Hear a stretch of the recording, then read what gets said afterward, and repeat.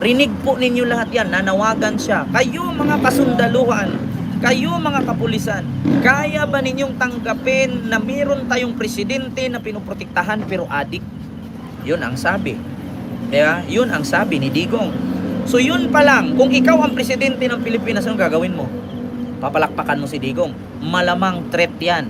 Alam nyo kung bakit? Ano ang sabi ng mga lawmaker sa Pilipinas? Kahit ganyan ang mga Duterte, may mga iilan pa ring supporter ang nauuto nila. So kung magwiwilga sila at mag-aaklas sila, no, at magre-revolusyon sila or magkudita sila, may possibility mangyari kahit konti lang sila kasi marami pa ring mga retired na sundalo, kapulisan ang nauuto ni Digong. Di ba? Kaya ang ginawa ni BBM, so bago ka mag-aklas, bago ka gumawa ng revolusyon, bago ka gumawa ng pagkukudita at hahamunin mo at isasali mo sa sariling interest mo, yung sa sariling kagustuhan mo para makaupo yung anak mo, buwagin na kita, tanggalin na kita. Di ba? Kaya tinanggal. So may rason ngayon mga DDS, iyak na naman yan. Bakit tinanggalan? Dapat nandyan yan sila, kasali yan sila kasi party din naman sila, no, sa Pilipinas. So ang nangyari, tinanggal ngayon ni BBM. Subukan mo pang mag-aklas. Subukan mo magkudita. Saan ka kukuha ng power ngayon? Kung wala ka ng alam sa National Security Council. Ito lang nagtataka lang din ako. Bakit sinali pa si Erap, si Gloria, si Digong sa National Security Council? Wala naman na sila sa posisyon. Ano bang maitulong ni Digong kung magira-gira sa Pilipinas? Ultimo nga pagtakbo ni Digong, hindi na makatakbo. Ultimo nga pagtayo, mahirapan na tumayo. Kung utakan lang si Digong traidor. Paano ngayon kung girahin tayo ng China? Paano ngayon kung kalabanin tayo ng China? Diba? So anong aasahan ni Pangulong Bongbong Marcos pagdating sa National Security Council? Anong maaasahan ni BBM? Sabi ni The Gambler, nasa batas kasi yun nakalagay na former president. Kaya nga, nasa batas nakalagay na former president siya. Si Erap, si Gloria at si Digong. Ang tanong, anong maaasahan ni Pangulong Bongbong Marcos kay Digong, kay Erap at kay Gloria kung ngayon pa lang kinakalaban na siya? Sayang walang alam. Ako walang alam. Tinatanong ko kayo DDS.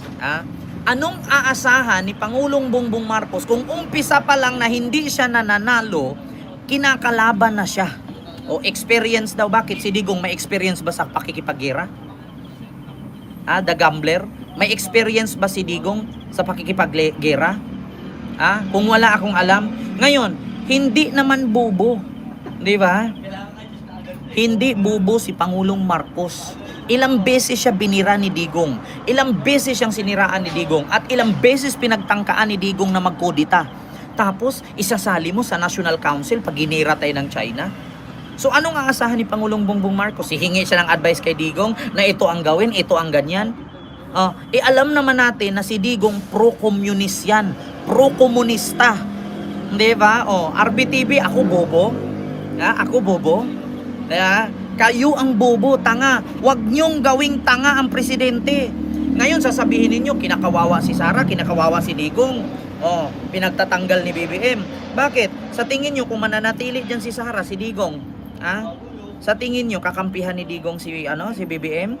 Sa tingin nyo, kakampihan ni Sara si BBM? So wala nang saysay na dapat ilagay pa sila dyan sa National Council. Sa National Security Council. Bakit? Walang aasahan si Pangulong Marcos sa kanila kasi alam ni BBM na mga traidor sila. Sila ang threat sa ating bansa kasi espiya sila sa China. Kung ngayon pa lang gigirahin tayo ng China, di ba? Oy, Jason Alvarez, hindi ako umiiyak. Kayong mga DDS ang umiiyak. Kaya ka nag-partner si Sara kayo.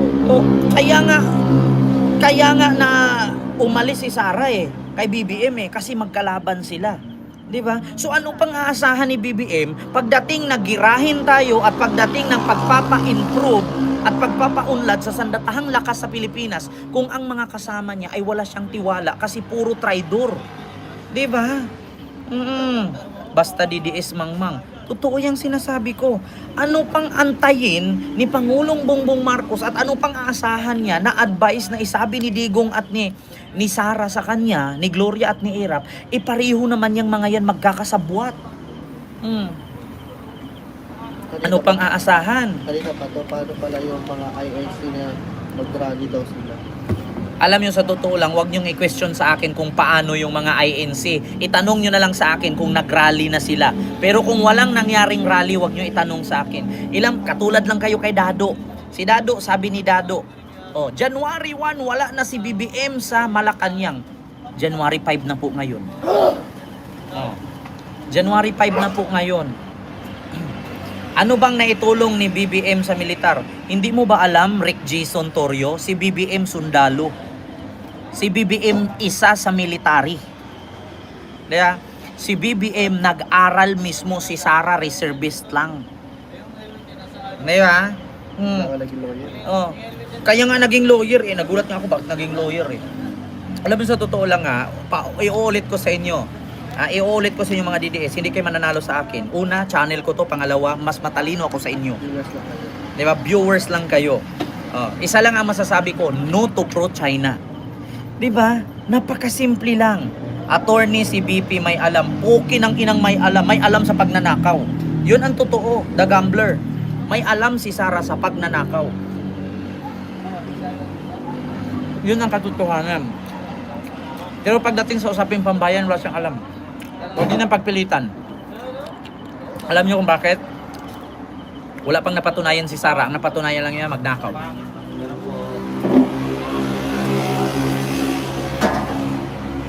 Huwag niyo nang pagpilitan na may alam si Sara.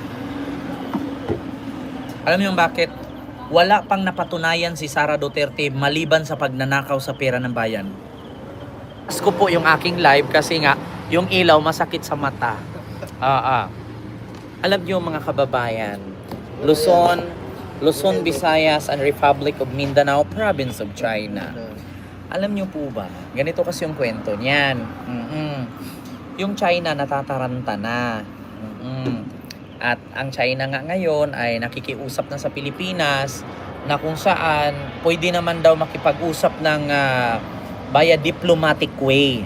Diplomatic way, ibig sabihin makipag-usap ng ayos, na hindi sana makipagbumbahan ng tubig, 'di ba? Makipaggurguran, na which is ilang beses yan ni-request ng Pilipinas.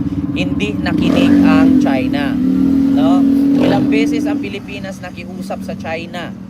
Hindi nila pinapakinggan, na kung saan ang mga Coast Guard binumba nila ang tubig, tinaga ang mga rubber boat, wala pa rin. So ngayon, gumawa ng hakbang si Pangulong Bongbong Marcos, sanibpuwersa na sa Amerika at sa ibang bansa na para manghingi ng tulong para sa ating bilateral, no, yung tinatawag natin na ang ating tawag doon, yung sakop ng ating bansa, yung nasasakop ng mga isla na kung saan ay inaangkin at inaagaw ng China.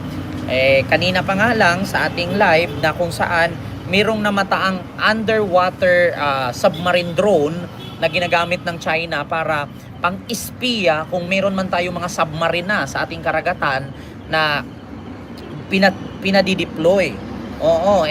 Yung underwater drone na pinakawala ng China ay may maraming purpose yun. Either nag-iikot yun sa lahat ng isla sa Pilipinas, naghahanap ng minerales, or di kaya nag-iispiya sila na baka may mga warship na, may mga may mga kagamitan na galing sa Amerika at galing sa ibang bansa na nilagay ang Pilipinas sa ilalim ng karagatan, kaya chine-check nila sa kanilang underwater submarine drone, na yung AI drone. So ngayon, nababahala na ang China. Nahuli ito, nakita ng mga mangingisda dun sa Masbate. So nababahala na ang China. Lalong-lalo na ngayon, hindi na nila alam kung ano ang susunod na hakbang ni Pangulong Bongbong Marcos, kaya tinanggal na sa National Security Council itong mga pro-China na mga dating presidente at ang vice president na kasalukuyang si Sara Ulo. So tinanggal na si Sara ngayon. So wala nang espiya ang China kung anong sunod nilang gawin. Hello Sugar, may galab shout out. So hindi na alam nila kung anong sunod hakbang ng China kasi wala nang spy eh. Si Digong wala ng power, si Gloria wala ng power, si Erap wala ng power. Mas lalo naman si Sara.